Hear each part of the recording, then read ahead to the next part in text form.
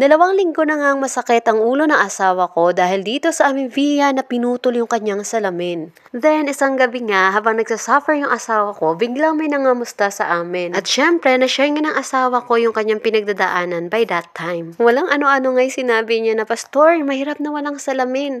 Magpapadala ako para pambili mo ng bago." Kaya yung nagawa na lang namin ay nagpuri at nagpasalamat sa Panginoon sa buhay ng taong ito. Kaya agad na rin kami nagpa-Baguio Town. Buti na lang nga na merong optical dito na malapit sa babaan ng jeep ng aming sinakyan. At hindi na kami maglalakad ng sobrang layo papuntang SM. Sobrang favor din nga talaga ni Lord dahil malapit din ito sa market. Tapos na nga ma-check up yung mata ng asawa ko, dito naman nagsusukat na lang siya para sa frame. At habang nag-aantay, may nakita din nga kaming kainan dito sa tapat kaya kumain muna kami. Nakakatuwa nga lang talagang itong anak namin na nakasanayan niya ng manalangin bago kumain. At isang bagay din nga na gusto namin talagang ipasalamat sa Panginoon na hindi siya mahirap pakainin. Kanin nga lang yung kanyang kinakain dyan dahil dito kami sa paresan kumain. Pero habang pinagmamasdan ko siya, naaawa ako na kanin lang yung kinakain niya. At naisip ko lang bigla na ang sarap maging katulad niya. Na walang reklamo kahit ano pa yung ihain sa kanya. Maya-maya ngay napansin ko yung anak namin na nakayuko na lang.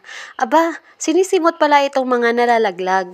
May pagkamasinop na ugali din ata itong anak namin. Anyway, malalaman ko na lang yan habang siya'y lumalaki. Pero syempre, bilang magulang, dapat ko talagang maituro sa kanya yung mga ganitong magagandang pag-uugali. At dito nga'y naubos na ni Via yung kanyang pagkain.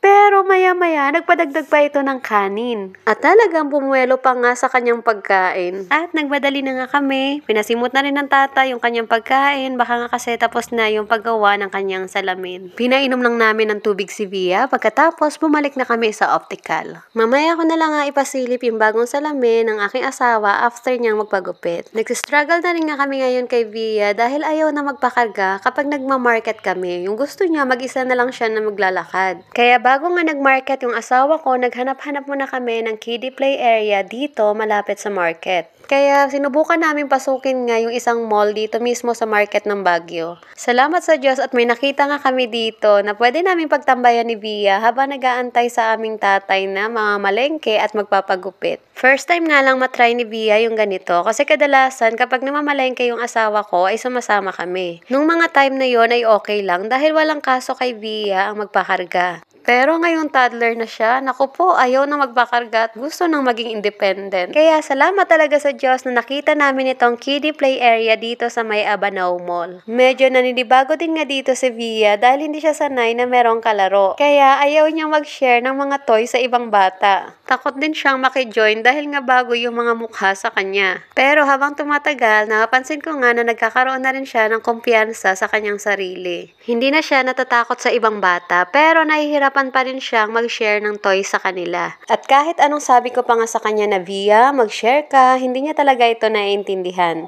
Kaya yung ginagawa ko na lang bilang nanay ay dinadivert ko na lang yung kanyang attention, lalo na kapag may ibang bata na kumukuha din ng toy na hawak niya. At nakakatuwa din nga naman dahil mabilis din naman siyang makalimot. At dito nga, sinubukan ko lang naman si Via na sabihin yung salitang ligpit.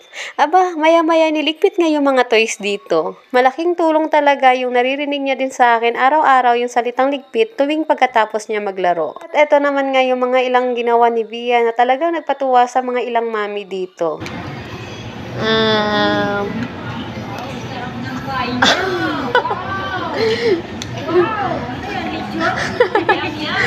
What is this? What is this? What is this? What is this, Via? What's that? Fish. Parlor. Parlor. Come the hair dali. Suklay. Suklay. Wow, very good.